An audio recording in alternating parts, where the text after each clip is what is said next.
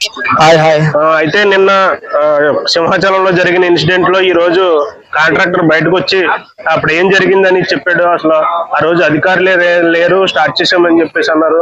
నాకు చాలా టైం తక్కువ ఇచ్చారు అని చెప్పేసి అంటున్నాడు. అసలు ఏం జరుగుతుందని అక్కడ ఇప్పుడు కాంట్రాక్టర్ కి ఒక విషయం ఏంటంటే, అంటే టైం తక్కువ ఉన్నామని చెప్పేసి నాన్ క్వాంటిటీ కడతావు. అయ్యాలి ఒక రోజు ఈ రోజు గడ్డ కూడా రేపటికి స్ట్రాంగ్ ఉంటది.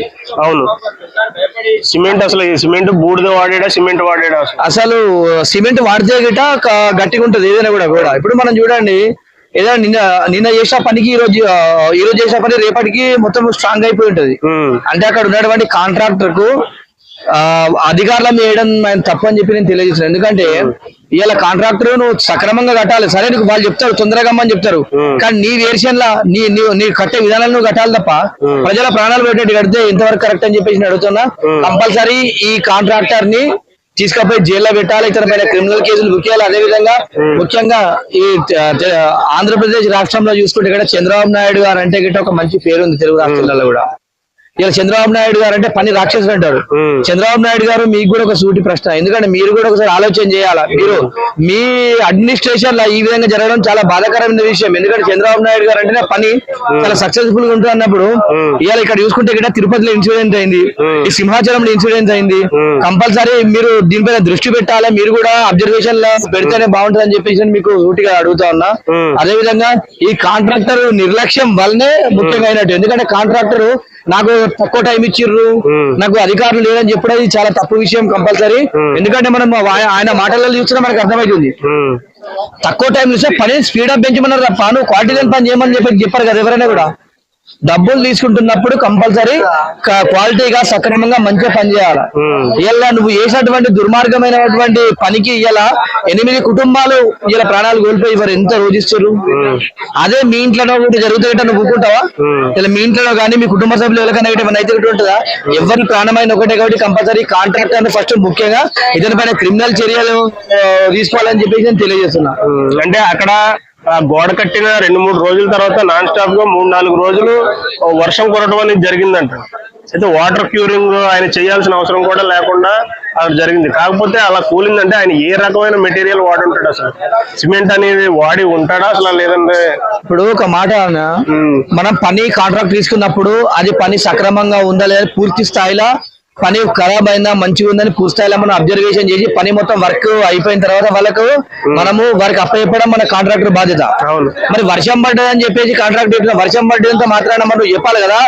అక్కడ ఉన్నటువంటి ఎండోన్మెంట్ ఈవోకి కానీ ఆ సూపర్వైజర్ కానీ సంబంధిత మున్సిపల్ అధికారులు కానీ మరి ఇక్కడ నుంచి వెళ్ళి ప్రజలకి వాడు వెళ్తుంటే కంపల్సరీ పడే ప్రమాదం ఉంది, ఇక్కడ నుంచి ప్రజలు ఎవరు రానియదని చెప్పేసి చెప్పాలి.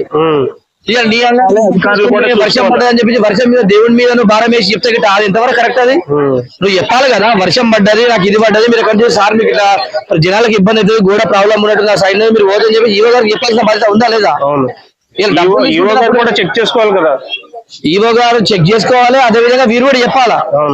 ఎందుకంటే ఇద్దరు తప్పే అక్కడ, వారు చూసుకోకపోవడము వీరు చెప్పకపోవడం.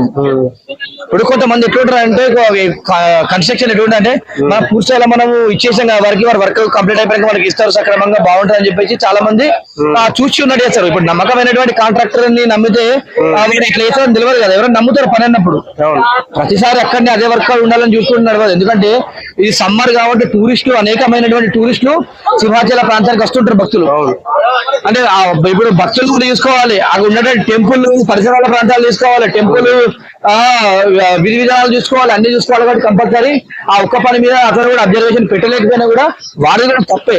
ఎంత తప్పైనా కూడా ఈ ప్రధానంగా కాంట్రాక్టర్ పైన చర్యలు తీసుకోవాలని చెప్పి తెలియజేస్తున్నాను. అయితే ఇదే రకంగా జరిగితే ఇంకో 2-3 సంవత్సరాల్లో కొన్ని గోదావరి పుష్కరాలు వస్తున్నాయి. అవునవును. ఇట్లా అప్పుడు ఎలా ఉండొచ్చు అంటారు? 2020లో గోదావరి పుష్కరాలు ఉన్నాయి. అప్పుడు గోదావరి పుష్కరాలు అప్పుడు కూడా తెలుగుదేశం గవర్నమెంట్ లోనే అప్పుడు 20 మంది చాలా దారుణమైన విషయం జరిగింది. ఎంతమంది? అది 27 మంది 20 చనిపోయారు.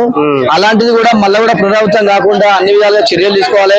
ఈ టెంపుల్ ఎండోన్మెంట్ సంబంధించినటువంటి సెక్రటరీలు కానీ ఈవోలు కానీ అన్ని విధాలుగా ఎలాంటి ప్రజలకు ఇబ్బంది కలగకుండా ఉండాలని చెప్పేసి తెలియజేస్తున్నారు. ఎందుకంటే మనం ఇలా భక్తులను కాపాడుకోవాలి.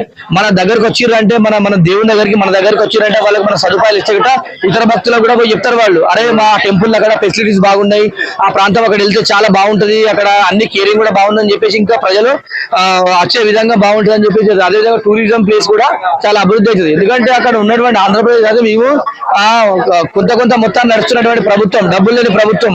ఇలా టూరిస్టులు వస్తేనే అక్కడ ప్రాంతం ఇలా రాష్ట్రం నడుస్తుంది కాబట్టి కంపల్సరీ ఈ టూరిస్టులకు ఇలా జరగడం చాలా తప్పుగా భావిస్తున్నా. కంపల్సరీ వీళ్ళందరిపై చర్యలు తీసుకోవాలని చెప్పి తెలియజేస్తున్నా. ఓకే అన్న, థ్యాంక్ యూ.